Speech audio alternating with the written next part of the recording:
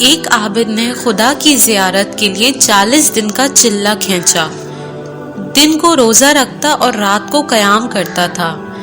اعتکاف کی وجہ سے خدا کی مخلوق سے یکسر کٹا ہوا تھا۔ اس کا سارا وقت آہوزاری اور راز و نیاز میں گزرتا تھا۔ 36ویں رات اس عابد نے ایک آواز سنی، شام 6 بجے تانبے کے بازار میں فلاں تانبا ساز کی دکان پر جاؤ اور خدا کی زیارت کرو۔ عابد وقت مقررہ سے پہلے پہنچ گیا اور مارکیٹ کی گلیوں میں تانبا ساز کی اس دکان کو ڈھونڈنے لگا۔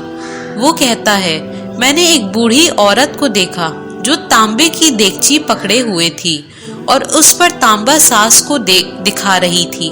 اسے وہ بیچنا چاہتی تھی اور جس تانبا ساز کو وہ اپنی دیگچی دکھاتی تو وہ اسے تول کر کہتا 4 ریال ملیں گے۔ وہ بڑھیا کہتی 6 ریال میں بیچوں گی۔ کوئی تانبا ساز اسے 4 ریال سے زیادہ دینے کو تیار نہ تھا۔ آخر کار وہ بڑھیا ایک تانبا ساز کے پاس پہنچی۔ تانبا ساز اپنے کام میں مصروف تھا۔ بوڑھی عورت نے کہا، میں یہ برتن بیچنے کے لیے لائی ہوں اور میں اسے 6 ریال میں بیچوں گی، کیا آپ 6 ریال دیں گے؟ تانبا ساز نے پوچھا، صرف 6 ریال ہی کیوں؟ بوڑھی عورت نے دل کی بات بتاتے ہوئے کہا، میرا بیٹا بیمار ہے، ڈاکٹر نے اس کے لیے نسخہ لکھا ہے جس کی قیمت 6 ریال ہے۔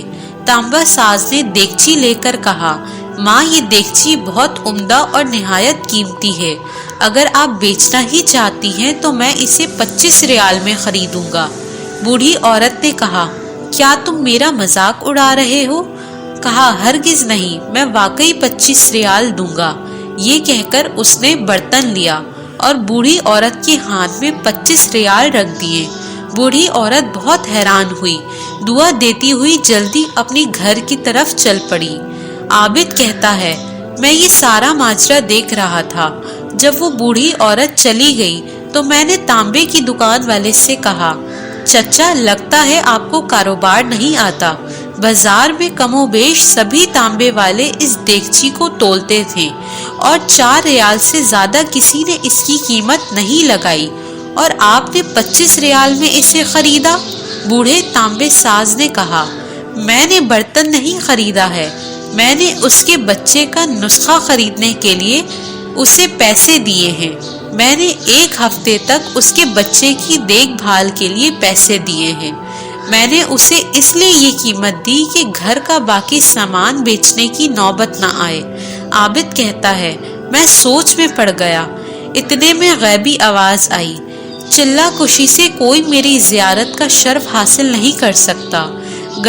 گرتوں کو تھامو اور غریب کا ہاتھ پکڑو، ہم خود تمہاری زیارت کو آئیں گے۔ سبحان اللہ۔